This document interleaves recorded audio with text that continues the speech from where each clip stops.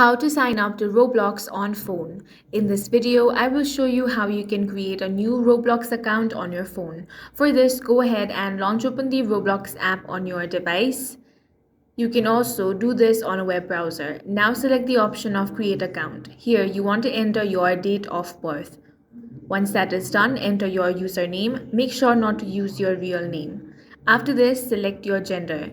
Once that is done, tap on the continue option. Now on the next page, you will have to create a password. Make sure to create a strong one. Then tap on the done option. Once you do that, your new account will be successfully created. Now finish the account setup by entering your email address. Go ahead and enter your email address over here. Then tap on the continue option.